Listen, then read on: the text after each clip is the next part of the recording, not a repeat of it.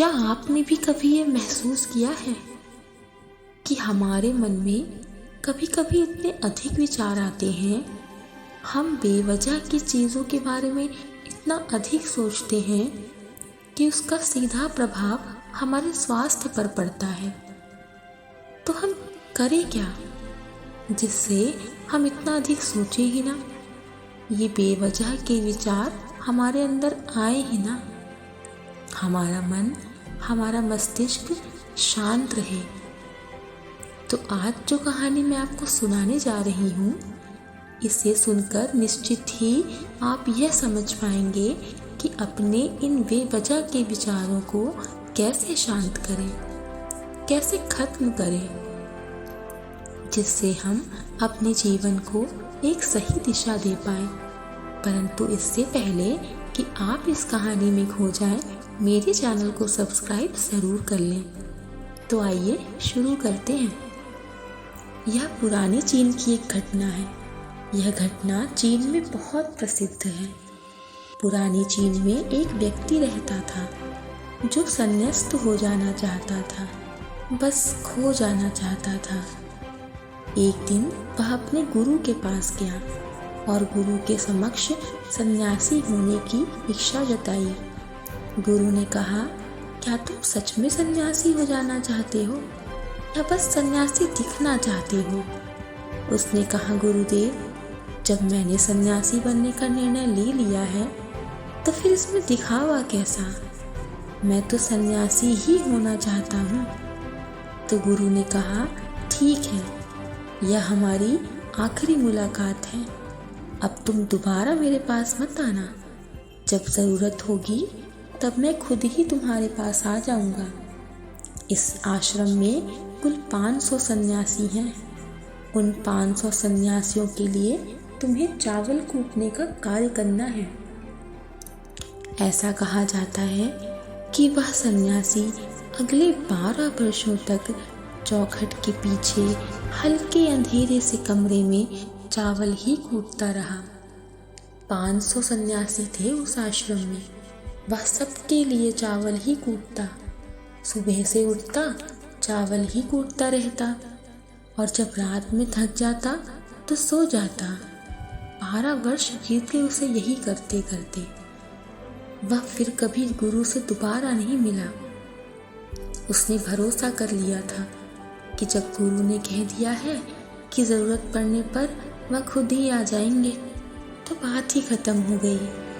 शुरुआत में उसके मन में कई तरह के विचार चलते रहते, लेकिन जब पूरे दिन बस चावल ही कूटना है तो विचार करके भी क्या फ़ायदा।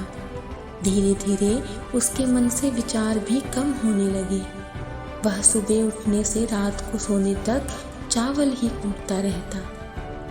जब गुरु ने कहा कि तुम्हें चावल ही कूटना है तो फिर आगे बात ही खत्म हो जाती है। आगे कुछ कहने को रह ही नहीं जाता। यदि गुरु ने कहा है तो सही ही कहा होगा। 12 वर्षों तक चावल कूटते कूटते उसके मन में विचार आने ही बंद हो गए। मन एकदम शांत और खाली हो गया। न कोई विचार, न कोई उलझन, न कोई अड़चन, सीधा सा काम। सुबह उठता, चावल कूटता रहता, रात होती तो सो जाता। पिछले 12 वर्षों से यही उसकी दिनचर्या बन चुकी थी। विचार मुक्त होकर बस वह अपना कार्य करता रहता। 12 साल बाद गुरु ने घोषणा की कि मेरे जाने का समय आ चुका है। जो भी व्यक्ति मेरा उत्तराधिकारी बनना चाहता हो, मेरे कमरे के बाहर 4 पंक्तियां लिख जाए, जिसमें जीवन का सत्य उजागर हो, जिसमें उसका और उसके विचारों का भी सत्य उजागर होता हो।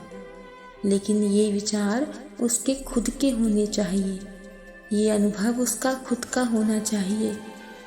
यह घोषणा सुनकर सभी शिष्य डर गए, क्योंकि गुरु को धोखा देना आसान न था। शास्त्र तो तभी सभी शिष्यों ने पढ़ रखे थे, लेकिन जो सबसे अधिक विद्वान था उसने साहस जुटाकर उस रात गुरु के कमरे के बाहर 4 पंक्तियां लिखीं। उसने लिखा कि मन एक दर्पण की तरह होता है जिस पर धूल जम जाती है। धूल को साफ कर दो तो धर्म उपलब्ध हो जाता है। इस धूल को साफ कर दो तो सत्य अनुभव में आ जाता है। सुबह गुरु उठे तो चिल्लाने लगे, ये किस मूर्ख ने मेरी दीवार खराब कर दी, उसे पकड़कर मेरे पास लाओ। पर वह विद्वान यह लिखकर रात में ही भाग चुका था। वह डरा हुआ था क्योंकि यह पंक्तियां उसकी स्वयं की नहीं थी। उसने एक शास्त्र में से चोरी की थी। इसमें उसका खुद का अनुभव न था। शब्द अच्छे तो थे परंतु उन शब्दों में प्राण नहीं थे।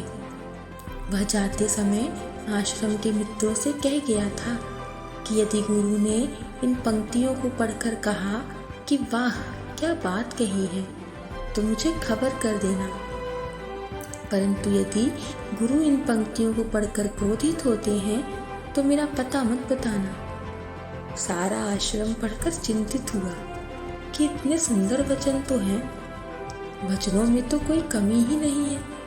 मन दर्पण की तरह ही तो है जिस पर विचारों की, शब्दों की, अनुभवों की धूल पड़ जाती है। बस इतनी सी ही तो बात है कि जब दर्पण को साफ कर दो तो सत्य का प्रतिबिंब फिर से बन जाता है। लोगों ने कहा उस सन्यासी ने बात तो बिल्कुल ठीक ही लिखी है, लेकिन गुरु जरूरत से ज्यादा ही कठोर हैं। और अब देखते हैं कि इससे ऊंची बात गुरु और कहाँ से लेकर आएंगे। ऐसी ही बातें पूरे आश्रम में चल रही थीं।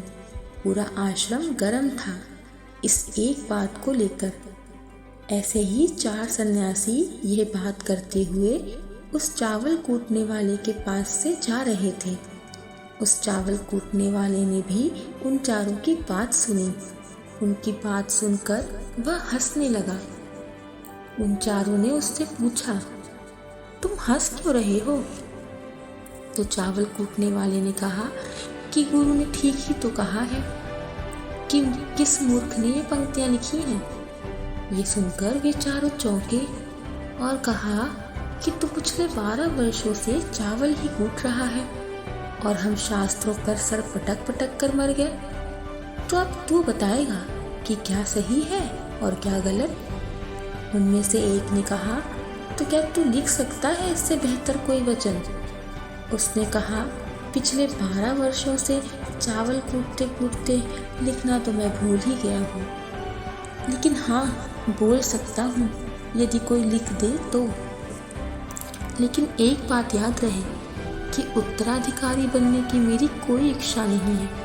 अगर इसलिए लिखने की वजह से मुझे उत्तराधिकारी बनना पड़े तो मैं कान पकड़ता हूँ, और तुम मुझसे लिखवाना भी नहीं।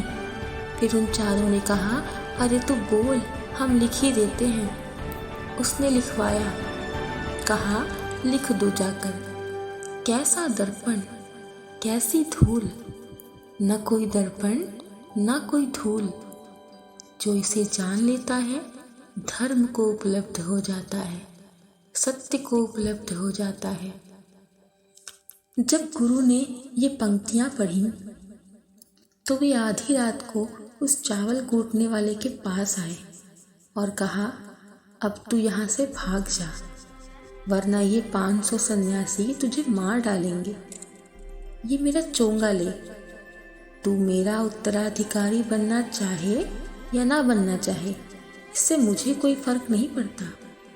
तू मेरा उत्तराधिकारी है, मैंने तुझे ही अपना उत्तराधिकारी मान लिया, लेकिन अब तू इस आश्रम से भाग जा, क्योंकि ये तुझे जीने ना देंगे। ये बर्दाश्त ही नहीं कर पाएंगे कि एक चावल कूटने वाला सत्य को उपलब्ध हो गया, आत्मज्ञान को उपलब्ध हो गया, और ये शास्त्रों पर ही सर पीटते रह गए। इसलिए तू यहाँ से चला जा। यह कहानी यहीं पर समाप्त होती है।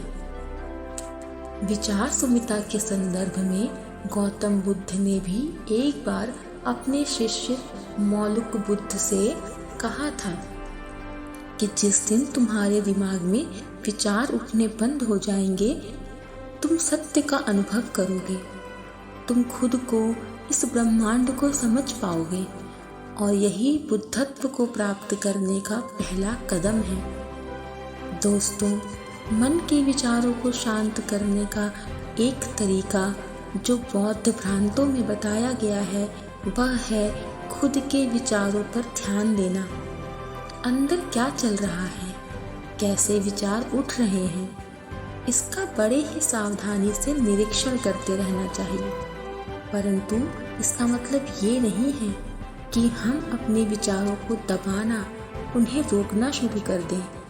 यदि आप ऐसा करेंगे तो विचारों के फैलाव की तीव्रता और बढ़ जाएगी, क्योंकि जब हम किसी चीज़ को रोकना चाहते हैं तो वो चीज़ और आगे बढ़ना चाहती है और आगे बढ़ती जाती है।